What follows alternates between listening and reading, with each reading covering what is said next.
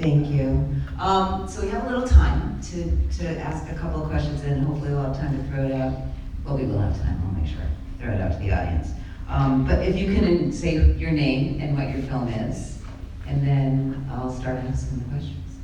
Go ahead. My name is Mackenzie McCree, and I made Painting with Omauri. My name is Riley Morris. I made Dan Tiger Beauty Flows. Aaron Casera, I made The Hardest Working Man.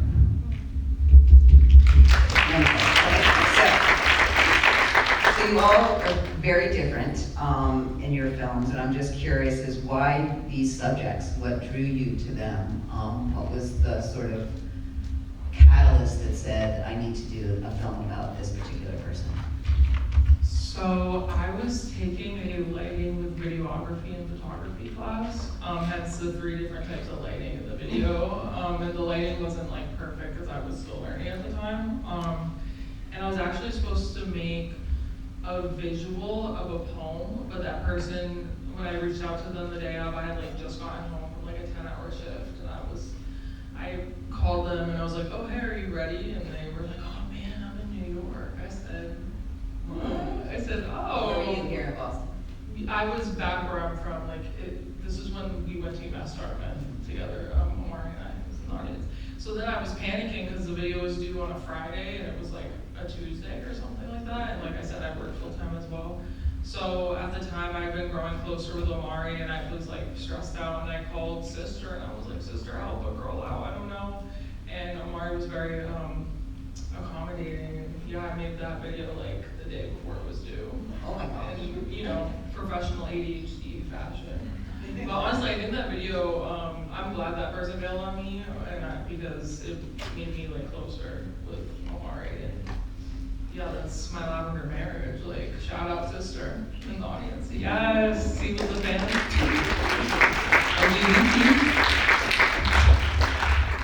Yeah, mine was also part of a class. But it was a class outside of my major actually. I was supposed to be doing broadcasting, like news broadcasting, but the teacher for that class came in and asked if anyone wanted to join this class about reporting on Indigenous communities. And you know, I grew up around that. You know, my grandmother, she grew up on a reservation. You know, she's always had native art in her house, and you know, I've always been really interested about that. So I said, of course, yeah, I'll do it. And I knew I wanted to do something about art. So I started reaching out to people on Facebook. We were going to head up to the Muskogee Nation. We had like a month to plan this. And I actually got a call from Dana Tiger. She called me back like a week before we left. So I had a week to plan all of this, do all of my research. And then we went out there for a week, and I went in and she's just amazing, you know? But yeah, no, it was really fun. I enjoyed it. So yeah, I was asked to make this film with the other producer, and you know, it took us a very long time. And during the process, his mother passed away. And what I found out later, the other producer, what I found out later was that she was probably the one who was kind of urging him to get in there and make a film, and was like, you should make a film about Lorenzo. His mother was a pretty well-known theater director on Broadway, and Lorenzo now services like all of Broadway for all the shows, pretty much everything. And at the time, he was doing maybe like a third-ish. So yeah. I think for each one of them too, you sort of like get to the heart of who they are, right? Which is a lot of vulnerability that they allowed you to see, and allowed you to film, and allowed you to bring forth to now a wider audience. So how did you get your subjects to allow you to open their lives to them in a way that created these films? So the other producer on my film, he was kind of friends-ish with Lorenzo, and so he was more handling the early part of access to Lorenzo's life. And because he'd been, his mom had been seeing him for probably 30 years to have her shoes fixed. And Dwayne had been going to him for like 20 years at the time that we started. I don't remember the question. The question was, how did you get them to open up to you, to really let them show you their vulnerability in their lives? Well, it was really hard. I had never interviewed somebody before, so I kind of went in. We talked on the phone for a while before I went up there, and we got to know each other. But I went in, through some softball questions, But she was just so open and so passionate, she really wanted to share who she was and what she did.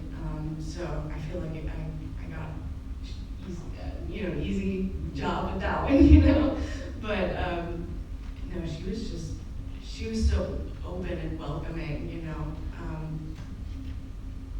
yeah. Well, firstly, I want to say that when I go to New York this weekend, I have to be Lorenzo, fix those shoes. Second, oh, thank you so much, definitely, I need to go. Second, as soon as I saw that diva in your film, what's her name, Dana Tiger, huge fan. I immediately, when I was sitting with my mom and my friends over there, I was like, oh, I need to meet her. I'm a huge fan of her. And yeah, very talented. But anyway, my answer to the question, I would say I've been making documentaries for a long time now, since I'm about to be 24, and I would say since I was 14, because I went to a high school where they had media production courses, and I think documentary is honestly my comfort zone, and I kind of want to delve away from that. So I would say that one, it was easy for Omauri to open up because no shade to my sister, because I'm the same, we're both yappers, 5,000. So sister was just yap, I was yapping. And then also, I've made documentaries in the past that were I just always ask so many questions. I usually come prepared. That one was kind of on a whim, but I've had documentaries where it's much more serious, police brutality that's happened in my family. So I feel with this one, it wasn't really that hard for me to do. I know that sounds like I'm bragging, but it's just, like I said, my comfort zone. I mean, sometimes it comes easier when you can have these relationships with people. Oftentimes when you're making documentaries, and you're spending all of this time with people, right, and these subject matters,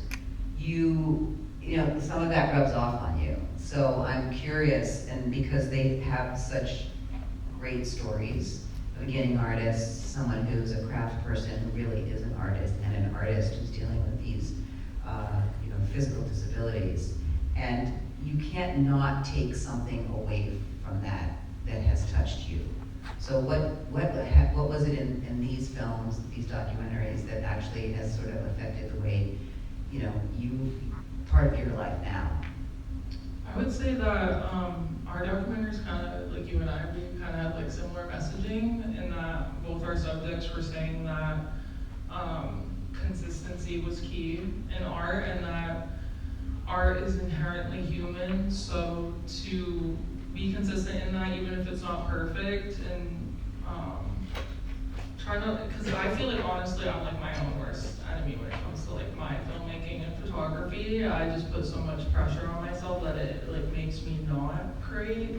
And so with the film about the legendary Dana Tiger, I need to meet her, love her now, and my sister Omauri, they both talked about how with that consistency, it was a form of self-love and self-expression. So that's definitely something that I still work on today, for sure.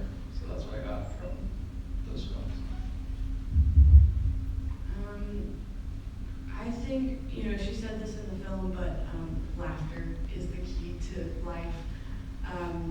She's been through so many hardships through her life, not even just dealing with Parkinson's for 30 years, but, she's lost most of her family and friends. And she gets through that is just laughter and putting herself into her art, you know. And she's so positive about everything, you know. She really, truly does believe that good things come to those who wait and those who laugh, you know. So just learning how to, you know, live in the moment, like laugh through life, you know. You know, that's something I really kept with me after talking with her again. Yeah, so I started working on this film in 2011, which is the year that I moved to New York. And so I was like new to New York, so it was very special to like kind of have this intimate time with, you know, a local hero, so to speak, and then also just to really get a great understanding for like working people, you know, because I think some of the themes that really resonated with me is what his sister says that her friend told him or told her, you know, about learning to fish, and then, you know, that he's like not really considering it his business, it's like his job, and, you know, he has to, you know, be there to make the money, so it's his job. And I just thought that was really beautiful. Yeah, I mean, in all of them, and even in the A21 films, it's this perseverance, right? And it's this determination to do your art, regardless of whatever it is, and do his craft, whatever it was, and to follow this family tradition. And I think a lot of it too is community, and being in a community that understands who they are, so that they're able to do the work that they do so beautifully. I want to throw it out and see if anyone has any questions from the audience. Raise your hands.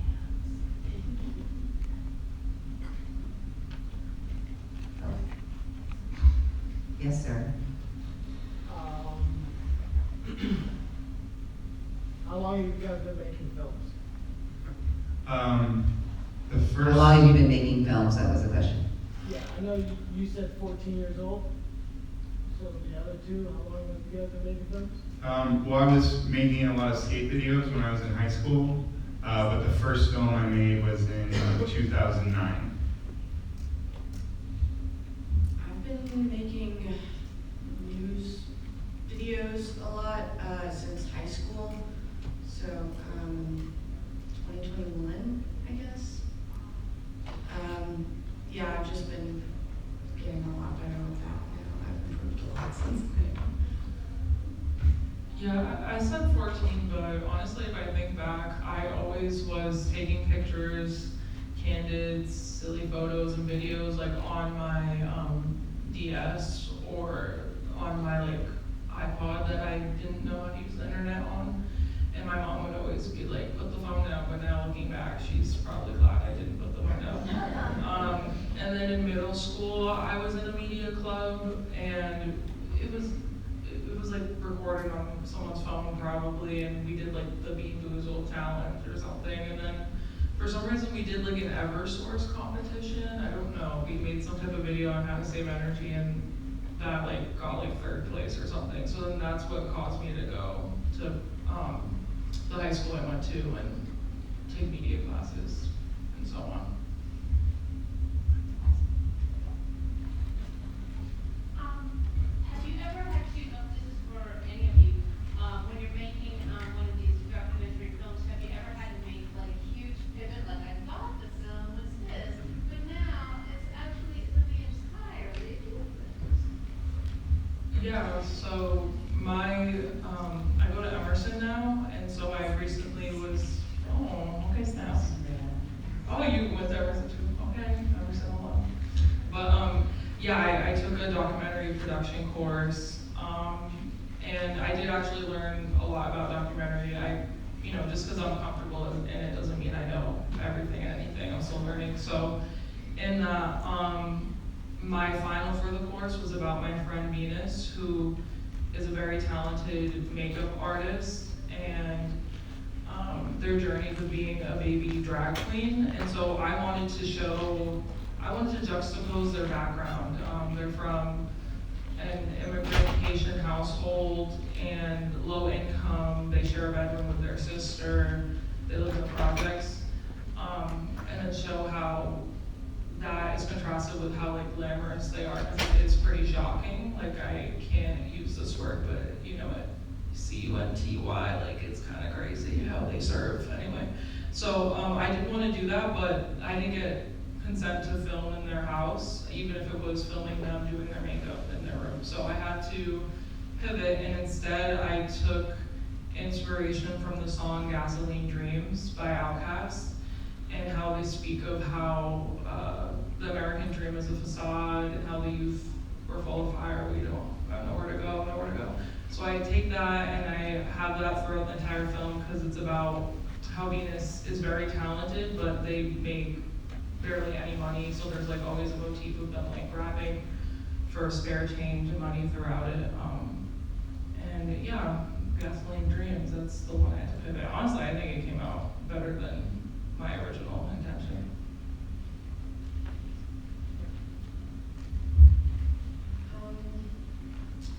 I had to pivot on the Dan Tiger film, actually. You know, I had a whole month to find a subject, and nobody was answering me back, you know. I really thought I was gonna have to do a film about one of the government people we had already made contact with, doing research on the Muscogee Nation. But Dan Tiger, you know, called me back a week before. So that was one pivot, and then, you know, doing research on her. I thought the film was going to be, you know, about her art and her journey, but it was a lot more about her family and her outlook on life. And you know, it really all just, I walked in there not knowing what the film was gonna be, and she kind of guided it for me, you know, so, yeah. Yeah, I think all documentaries is like just the nature of it to pivot, because more so that a narrative, it's made in the edit. So with this film, we shot like 25 hours of footage. And early in the stage of like storyboarding and rough editing, I made the decision to like keep it just to inside the shop and his family. So there was like lots of interviews, because he, you know, serviced Broadway. There's kind of like a celebrity New York, so there's like a celebrity wall. So we interviewed some of those people, and I just was like, it doesn't make sense really to have them, even though it adds some nice touches to the film. I really wanted it to live inside the shop or with his family. And the other thing, which is funny, because I almost thought you guys had seen my raw footage, because he's a painter too. And I forget what, he studied at a famous school. Samal, what's the name of the school? He studied at the Art Students League, and I think he still does study at the Art Students League. And he was like, you know, running some of the classes and stuff like that. And I really wanted to include it because it's a great part of his story, but we couldn't get more footage, so. Well, I want to thank all of you for your films. I want to congratulate you on your work and your continued work. It's very exciting to see sort of this next generation out there, you know, capturing these stories and really making sure that these stories are preserved. That oftentimes when we're looking at these documentaries, we don't know these people, right? And so you guys are giving the opportunity to put them in history, to make sure that their legacy and their stories are preserved forever. So we thank you for that. We look forward to seeing your work as you move forward. And I think that A Hardest Working Man needs to be a longer documentary. So thank you all for coming. Really appreciate it.